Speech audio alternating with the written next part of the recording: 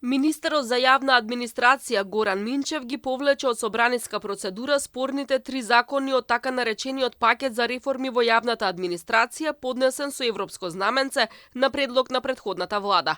Токму овие законски решенија во минатото беа причина синдикатите да излезат на протести поради стравот дека ќе се спречи усогласување на платите со растот на минималецот.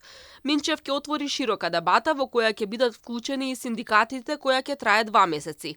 Откако ќе се разработат предлозите на сите засегнати страни, кон крајот на септември ќе се знае како ќе се направи администрацијата помала, поефикасна, на кој начин ќе се формираат платите и назначуваат унапредување на службениците. Токму тоа е и причината за отварање на еден ваков тип на дебата, да ги слушнеме сите засегнати страни. Јас во овој момент не би сакал при самиот почеток на дебатата да шпекулирам на начинот како тоа ќе се прави и дали воопшто ќе се прави. Но, откако ќе биде завршена дебатата, секако дека ќе ги слушнеме сите засегнати страни и на крај ќе донесеме конечно решение.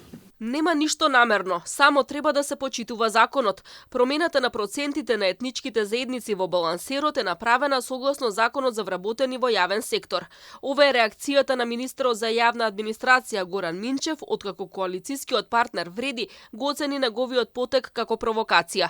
Минчев им порача на коалицијските партнери од Вреди да се вразумат и дека тој немал намера никого да провоцира.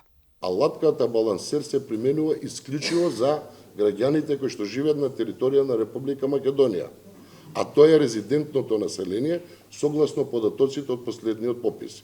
Јас се надевам дека колегите од ВЛЕН ќе се вразумат, ќе потрошат повеќе внимание на читање на постоечките закони и ќе се посветат на спроведување на овие закони, а нема да се занимаваат со дневно-политички теми.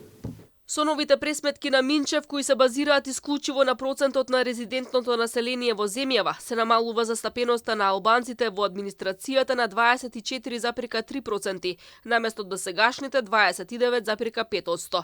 Македонците од 54,21% сега се 58,44%. Премиерот Мицкоски истакна дека е очекувано меѓу коалицијските партнери да има несогласување околу некои теми, но поважно е да се согласуваат за поголем дел од прашањата.